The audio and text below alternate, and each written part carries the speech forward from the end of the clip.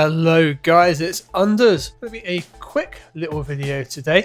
I'm just having a look at the IK Multimedia plugins, the new ones that have come out, and looking at the TR5 1. So it's just called the One plugin. And the idea being it's a mastering processor, like your end of chain. You can use it on whatever you like really, but the idea is it's end of chain, it's your final process, mastering processor. So it's got some EQ bands, it's got some compression, it's got a maximizer, it's got an enhancer in. It seems to be similar in principle to the Larson mastering plugin in the fact that you've got this push control and the volume control and then some of the other processors around it.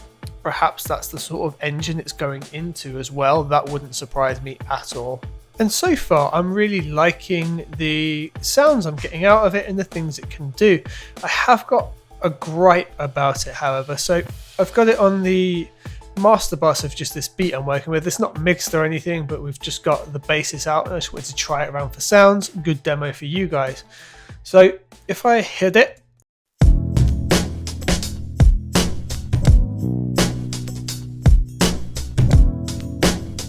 all well and good, that's clean and transparent. If we disable it,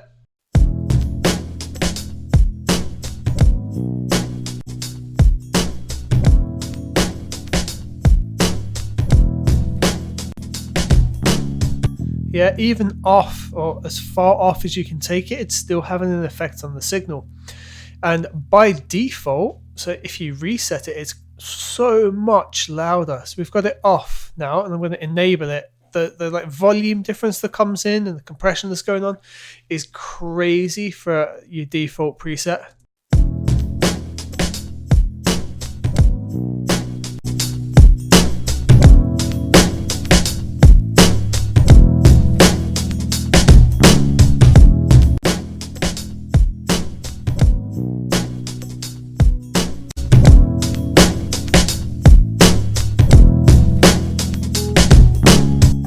Yeah, it's being pushed so much harder than it should be for like a default. It's just not what you would expect.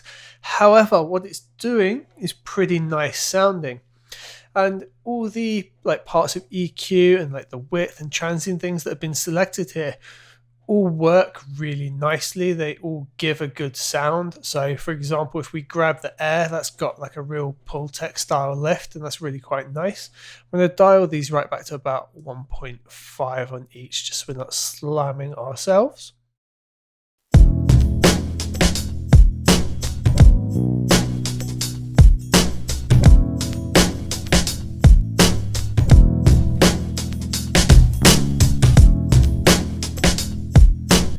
Yeah, so we can really push that air EQ up quite a lot, and it brings it in nicely without becoming apparently harsh really quickly. It feels like a Pultec style band going on there.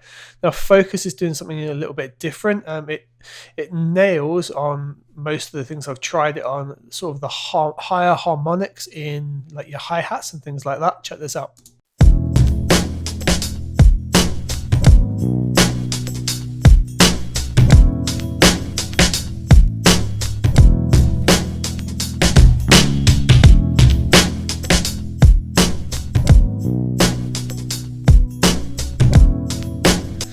Now body really means body. It's going to bring the bass tones and the kick drum up a lot. And by the way, if you've got a really heavy track and you need to dial that back down, you can go the opposite way with these. But in this case, we're just boosting. We want to be able to hear what it's doing.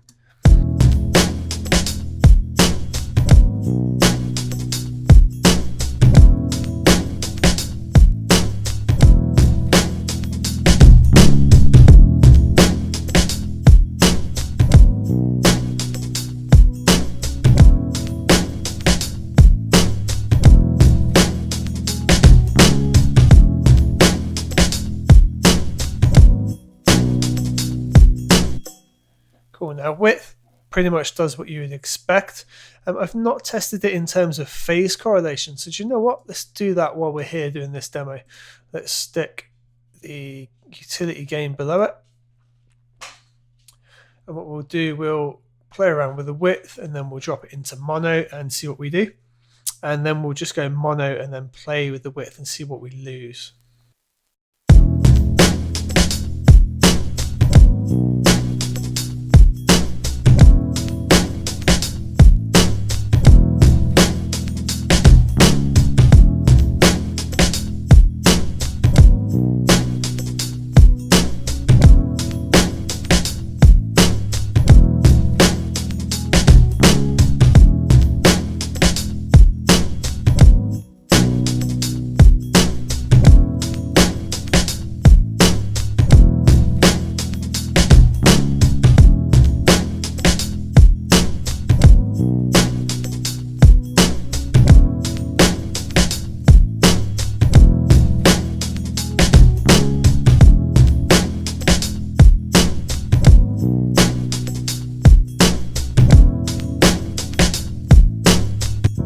So that's doing a really great job there at preserving the width and the mono compatibility. So even when we sum it to mono, we don't really lose anything.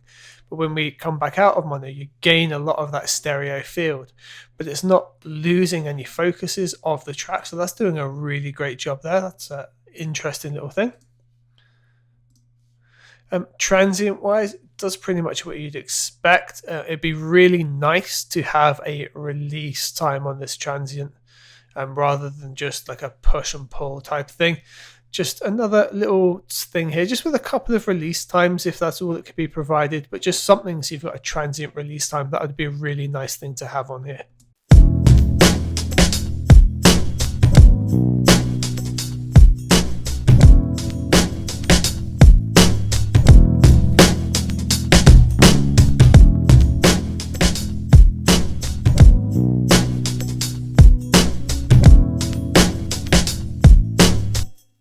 And bass punch, I think you can guess what that's going to do, but we're just going to go from 0 and crank it all the way up to 10.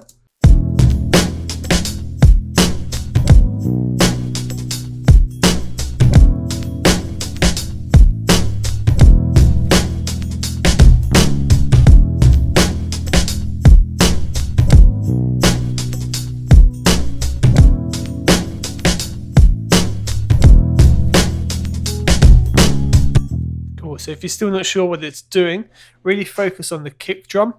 When it's at 0, it's quite a nice like boomy kick, but when it's up at 10 there's loads of harmonics with quite a bit of tail off. We'll just go between real quickly for you to have a listen.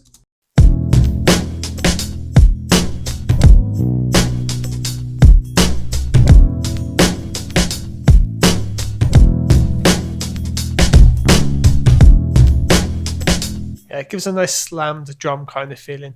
And analog is quite simply the amount of analog. If you can hear some clicking and pops going on right now, I've got waves of vinyl running on this track as well, just simulate that vinyl sound over the roads.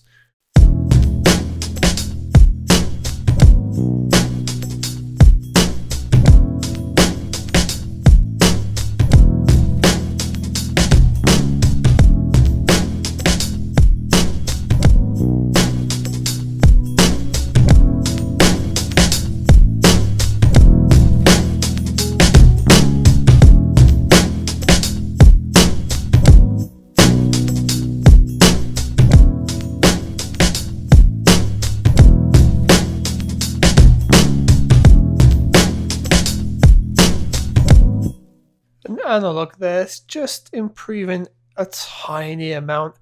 Seems to benefit a bit more from being pushed there, but a lot of this track I've already got going through non-linear summing. Some of it's recorded analog as well. I've got tape emulation going on, vinyl, so it's already got its work cut out for it there. Overall, it's a nice plugin. The thing I would like to see the most is an input and output, because just slamming the full volume and then having to bring your fader down and put a gain after it's a little bit annoying. For when you've got all this functionality already in it, it'd be great to just be able to turn it down again in the plugin rather than just having the volume that only goes up. I get why it's like that, because it's your end of chain. It would just be a nicer thing, make it easier to use on things like drum buses for really crunching them up. But overall, really nice sounding plugin, dead easy to use, well laid out, beautiful GUI that's scalable. Lots of things I like. I'll be using it a lot, especially on, I'm going to use it on the drum bus on this track, I think, just to crunch it up and give it more of that analog feel that I'm really going for. Hope you like the video, guys, and I will see you on the next one.